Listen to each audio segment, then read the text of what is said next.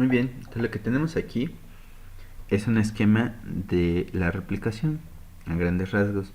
Nos dice que la replicación es semidiscontinua, que como ya hemos mencionado, lo que significa es que la replicación por un lado va a ser continua, por otro lado va a ser discontinua y en conjunto va a ser semidiscontinua. ¿A qué me refiero con un lado y otro? Okay. Bueno, recordemos que lo que tenía que ocurrir para que comenzara la replicación es que el DNA se desnaturalizara, es decir, que las dos cadenas, aquí tengo las dos cadenas, se abrieran.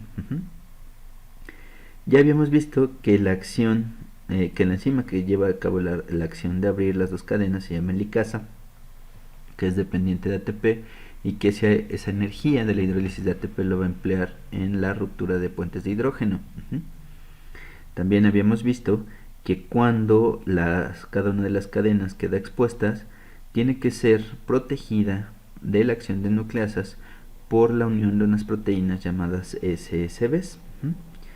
Ok, ahora también sabemos que existen unas enzimas que se llaman DNA polimerasas que lo que van a hacer es sintetizar la cadena complementaria antiparalela de cada una de estas dos cadenas molde. Entonces tengo una cadena molde, otra cadena molde, y entonces en cada una de ellas se va a montar una DNA polimerasa que va a estar sintetizando la complementaria antiparalela. Ahora, el problema de que esto ocurra así es que si yo voy avanzando en la polimerización en un sentido 5'3', porque recordemos que las DNAs polimerasas trabajan en un sentido 5'3', entonces una DNA polimerasa va a ir avanzando igual que la helicasa, pero otra DNA polimerasa no. Esa DNA polimerasa le va a quedar al revés la molde, y entonces va a ir polimerizando en sentido contrario, es decir, hacia allá, ¿ok? Entonces, ¿qué es lo que ocurre? Que la DNA polimerasa que va polimerizando en el mismo sentido de la horquilla de la replicación va a sintetizar de manera continua esa cadena, mientras que la DNA polimerasa que va sintetizando en el otro sentido, en sentido opuesto, va a ir sintetizando de manera discontinua, va a ir sintetizando esta cadena complementaria por fragmentos discontinuos. Esos fragmentos son los llamados fragmentos de Okazaki. Ahorita lo vamos a ver mejor con un video. Este esquema nos dice que los fragmentos de Okazaki tienen una extensión de 1200 a 200 nucleótidos, y que la cadena que no es continua se llama retrasada.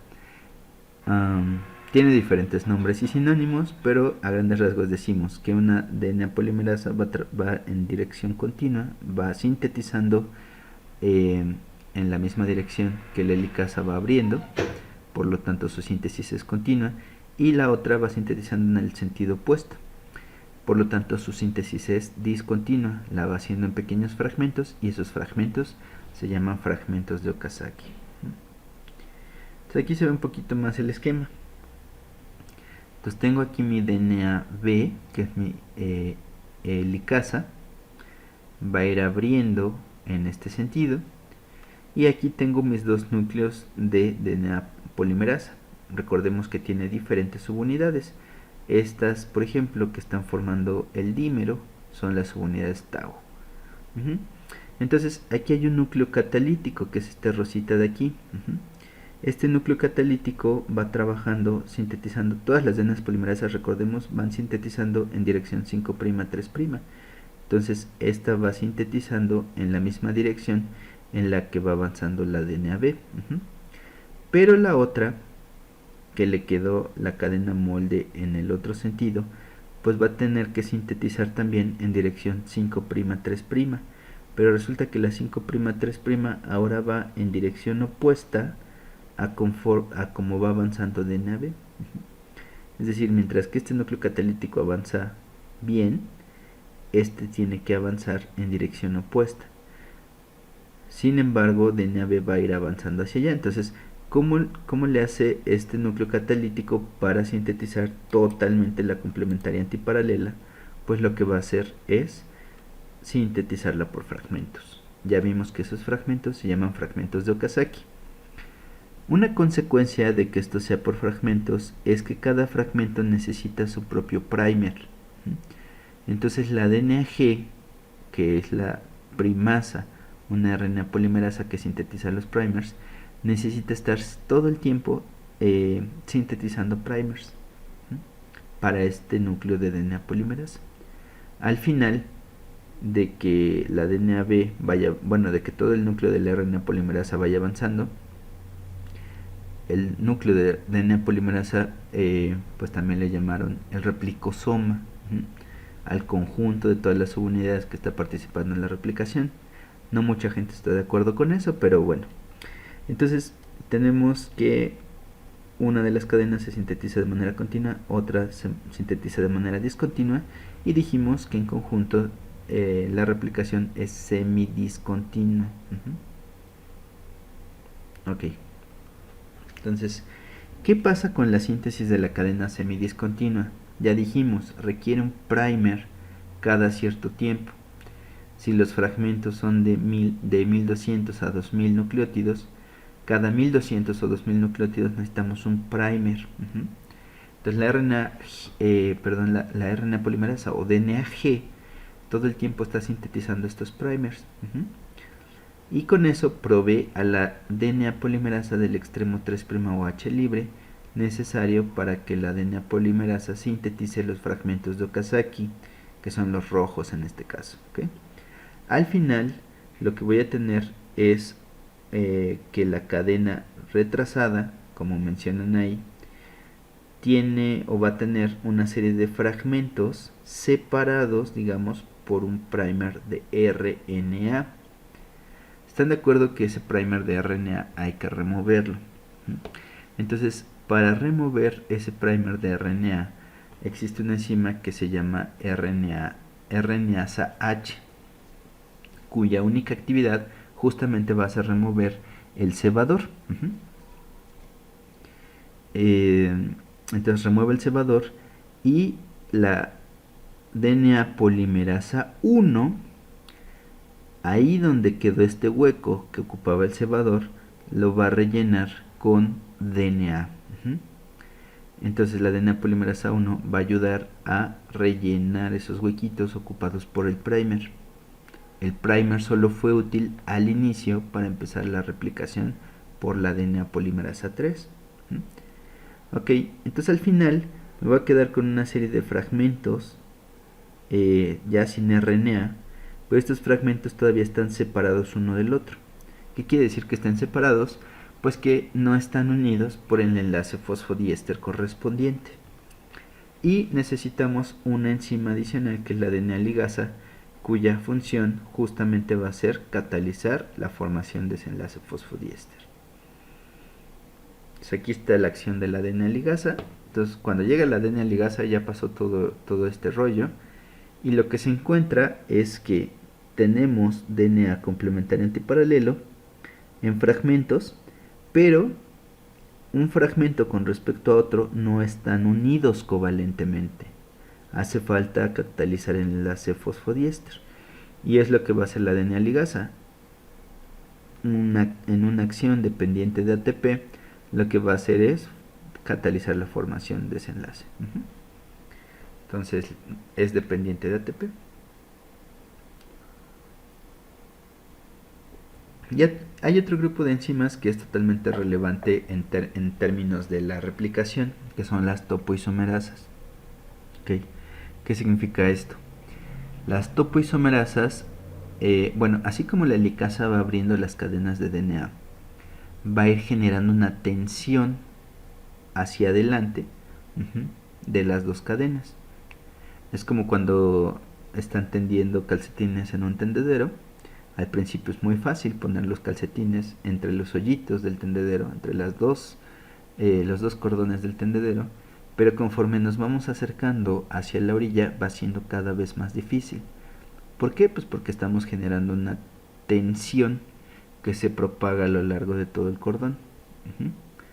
Eso mismo pasa en el DNA. La helicasa lo que va haciendo es generar una tensión hacia adelante de donde va replicándose.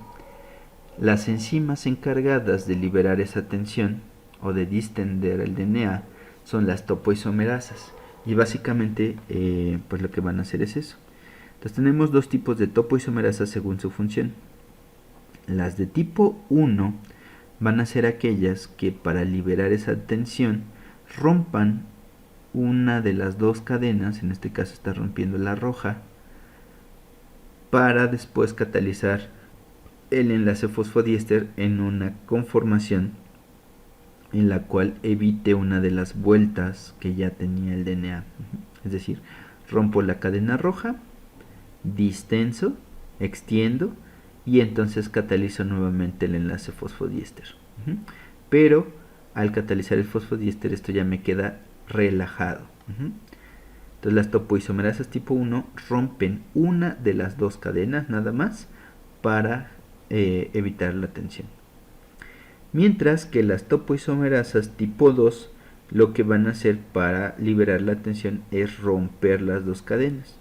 Estas sí van a llegar, van a romper las dos cadenas, van a reacomodar cada una de las dos cadenas de manera que no estén tensas y nuevamente catalizar los enlaces fosfodiéster de ambas. Ejemplos de topoisomerasas tipo 1 son la topoisomerasa 1 justamente y la topoisomerasa 3. Ejemplos de topoisomerasas tipo 2 son la topoisomerasa 2 o DNA girasa y la topoisomerasa 4.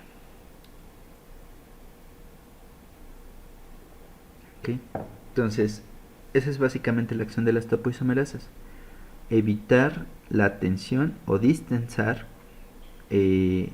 la tensión provocada por la acción de la DNA helicasa.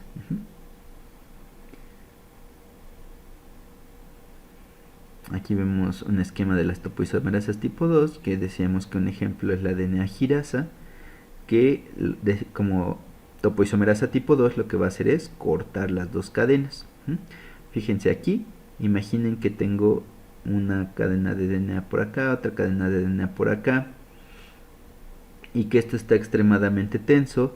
Lo que va a hacer la topoisomerasa tipo 2, en este caso la girasa, es romper esta hélice naranja para que la roja atraviese de este lado y después cataliza nuevamente el enlace fosfodiéster de las dos cadenas de la hélice naranja.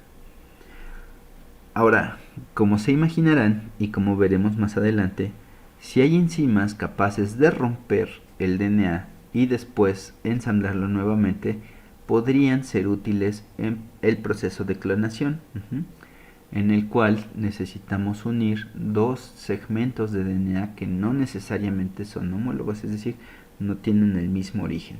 ¿Okay? Entonces tenemos aquí otro ejemplo de las topoisomerasas tipo 2. Estas son la decatenasa.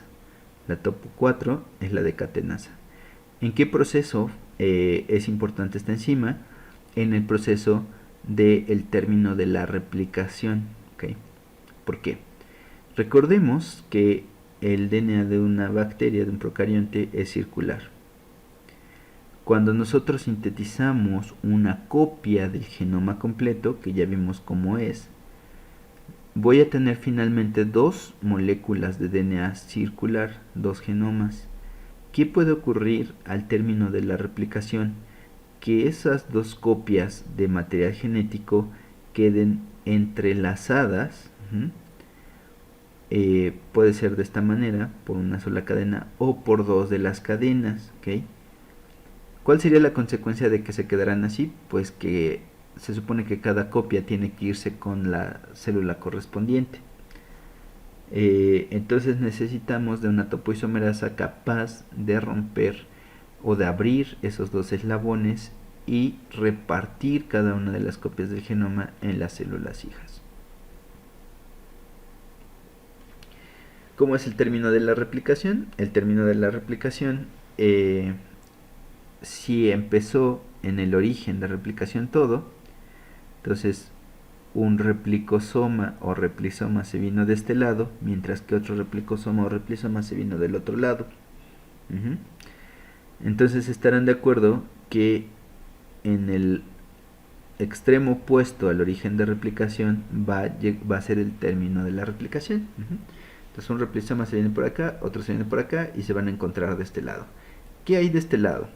Hay unas secuencias específicas, consenso también, así como las secuencias del origen de replicación, que son las secuencias TER, que me van a explicar o me van a marcar dónde se va a terminar la replicación. En esas secuencias TER generalmente están unidas un tipo de proteínas llamadas TUS. Las proteínas TUS, el papel que tienen es estar unidos a ese término y estorbar al replisoma cuando lleguen ahí, tal que el replisoma se disocie y con eso se termine la replicación. Entonces, ¿cuáles son las características de la síntesis del DNA o de la replicación del DNA? Una es que semiconservativa, ya dijimos de qué se trata eso. Semiconservativa se refiere a que cuando yo tenga mis dos cadenas hijas que vengan de una cadena parental, cada cadena, cada doble hélice va a tener una hebra parental y una hebra nueva. La otra hélice va a tener una hebra parental y otra hebra nueva. Es decir, se conservó una hebra parental en cada una y se sintetizó una hebra nueva en cada una. Por lo tanto, es semiconservativa, se conservó una hebra. La síntesis de DNA es dependiente de un cebador de RNA. Ya vimos que la DNAG o la primasa hace RNAs complementarios pequeñitos de 12 nucleótidos aproximadamente que ayudan a la RNA polimerasa 3 a sintetizar el resto. La replicación es semidiscontinua, esto ya lo habíamos visto. Decíamos que se abren las dos cadenas de DNA, hay una parte del replisoma, recuerden que es dimérico, entonces un núcleo catalítico del replisoma va en la misma dirección en la que se va abriendo el DNA, pero el otro va en la dirección contraria. Por lo tanto, la síntesis de una cadena es continua y la síntesis de la otra es discontinua. Por lo tanto, el proceso es semidiscontinuo.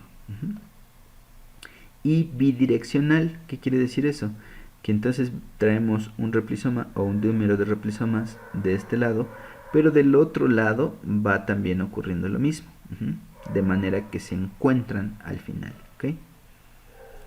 Muy bien, y simplemente para terminar, vamos ahora con los eucariontes. ¿Okay? Entonces, en eucariontes el genoma es mucho más grande que en procariontes. Mucho más grande quiere decir cientos o miles de veces más grande.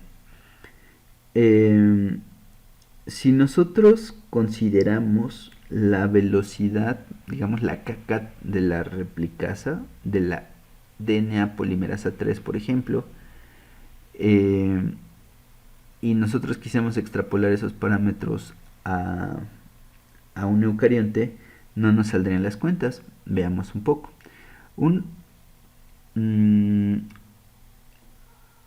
La duplicación de una bacteria en condiciones ideales es de aproximadamente media hora.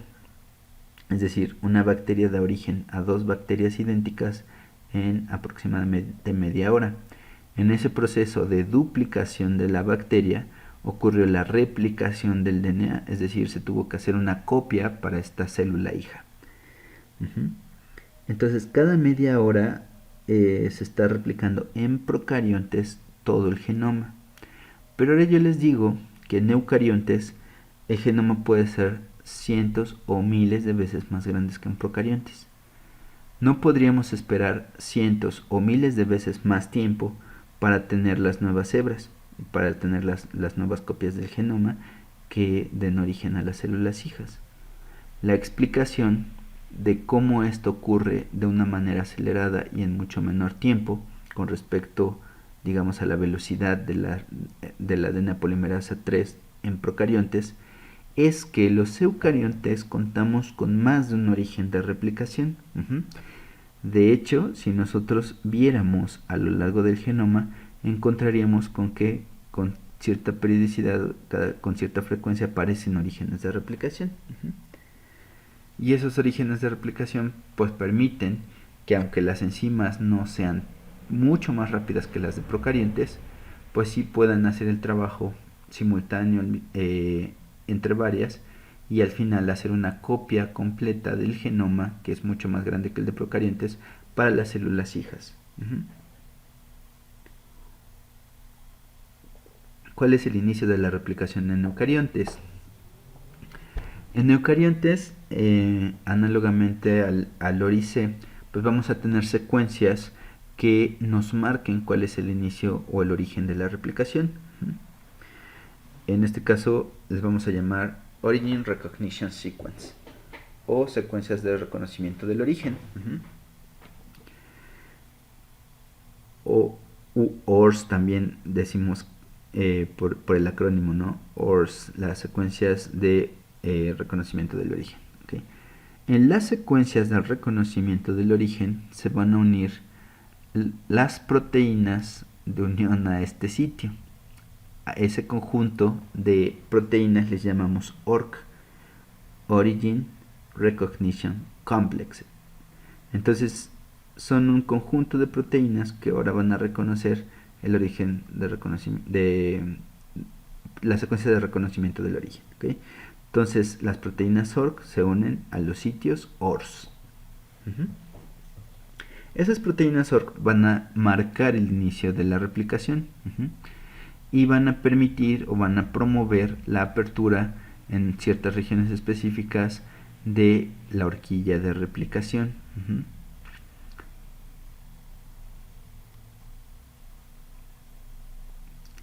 Ok, ya sabemos qué pasa cuando empieza el origen de replicación o la horquilla de replicación. Se tiene que montar el replisoma. En este caso sería un replisoma no equivalente al de procariontes, pero que haga la misma actividad. Entonces, en el replisoma pues van a ir DNAs polimerasas. ¿Cuáles DNAs polimerasas encontramos en eucariontes? Pues resulta que en eucariontes hay un montón de DNAs polimerasas. Recordemos que en procariontes hay 3. DNA polimerasa 1, 2 y 3. Fácil. Pero en eucariontes tenemos DNA polimerasa alfa, delta, epsilon, gamma, beta, etc.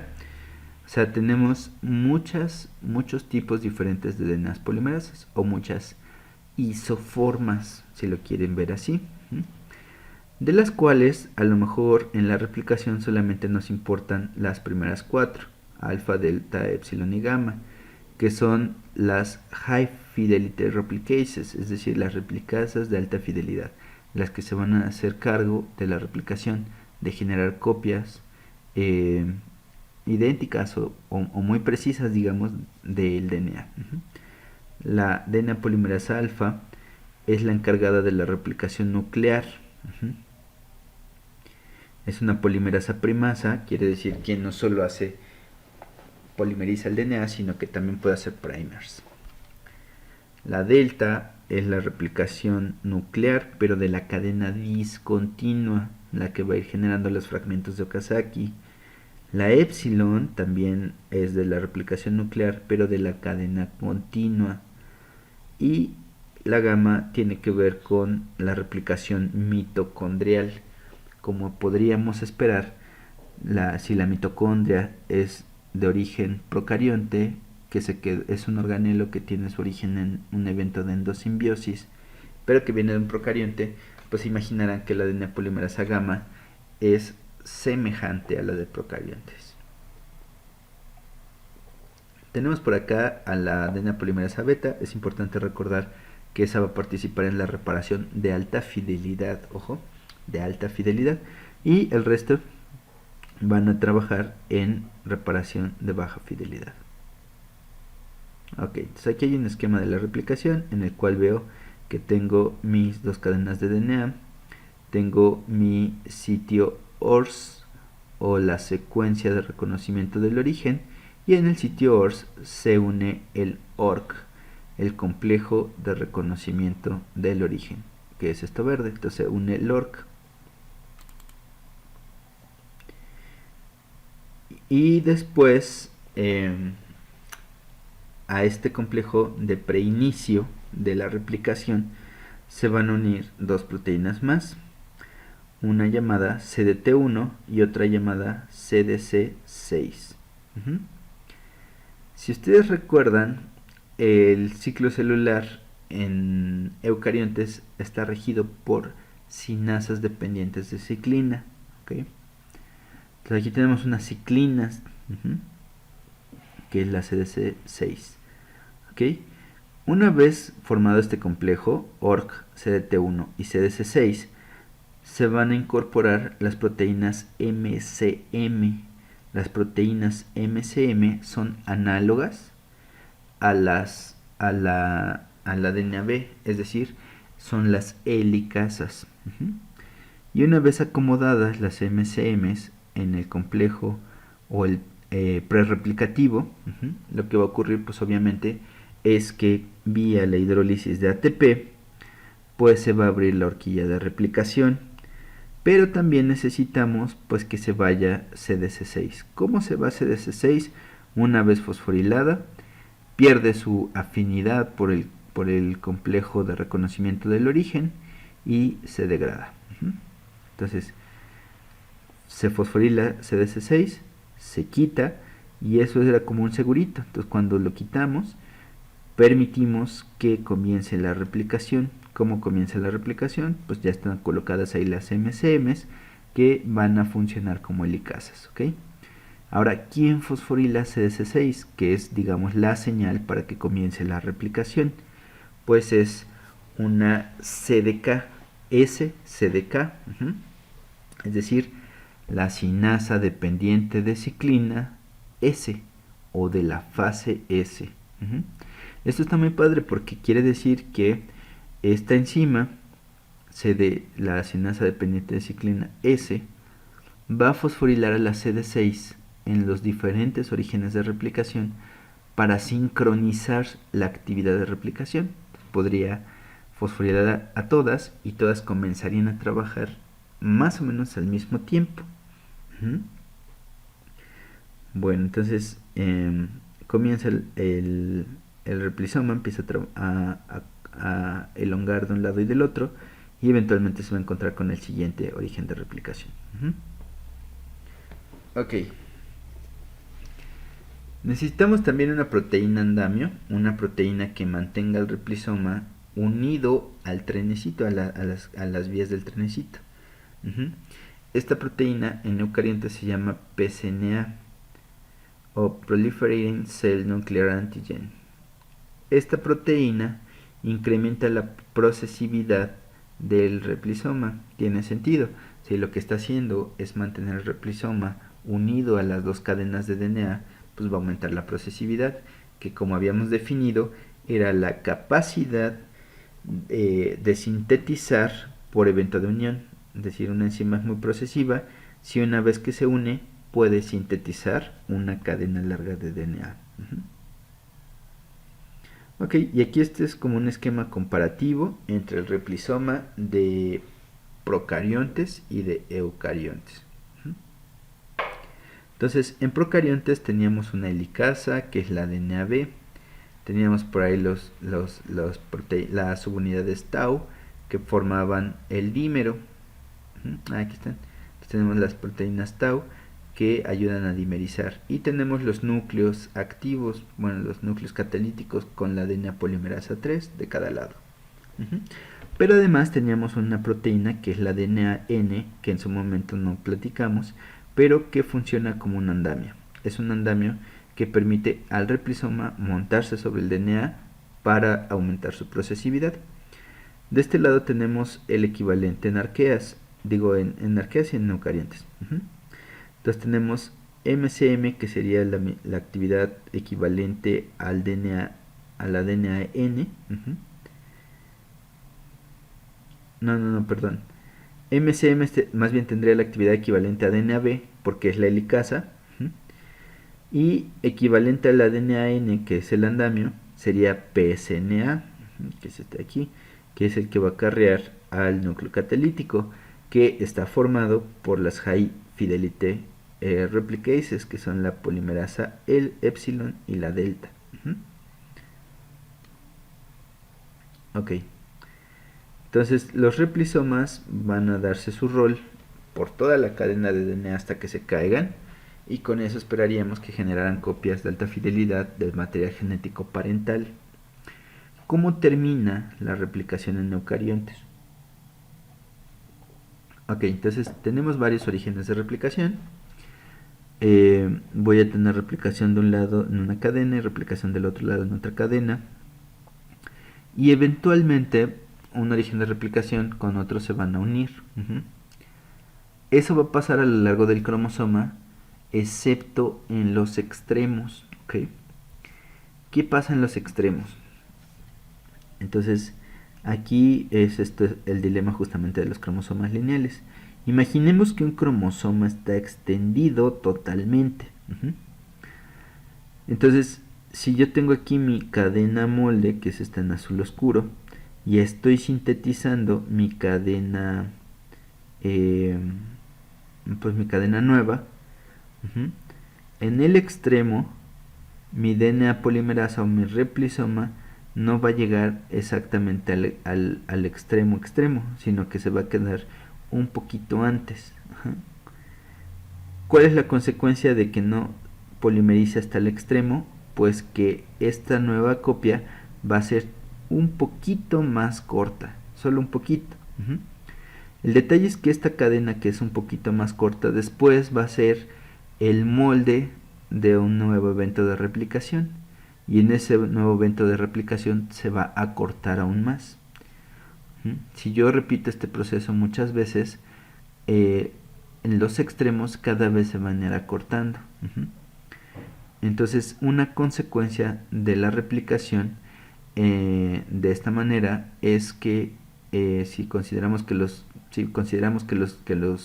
cromosomas fueran lineales, pues es que en cada evento de replicación voy a tener un pequeño acortamiento de los extremos, tal que después de un número de replicaciones voy a tener tan cortos los extremos que va a ser inviable mi célula.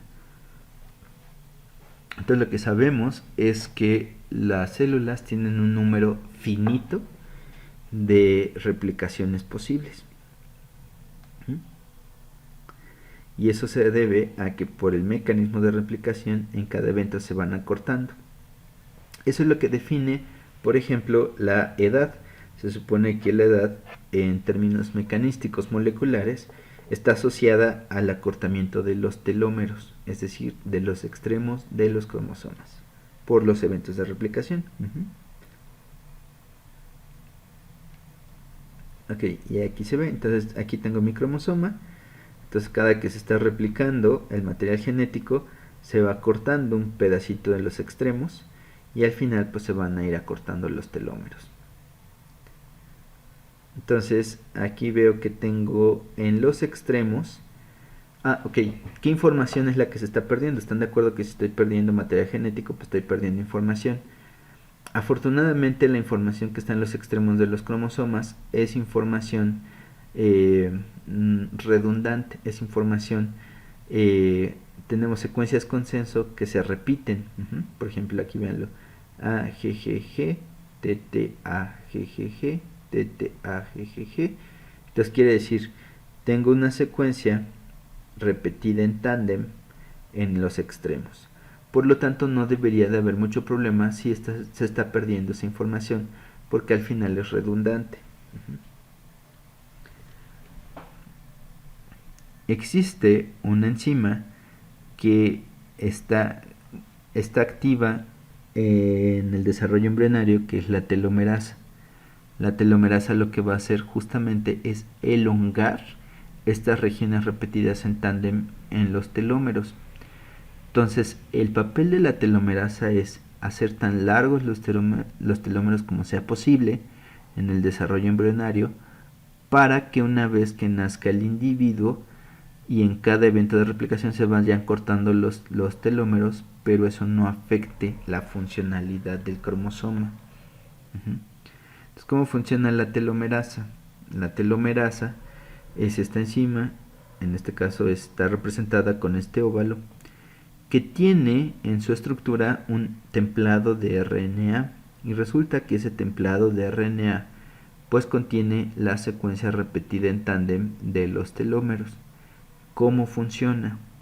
Es una DNA polimerasa.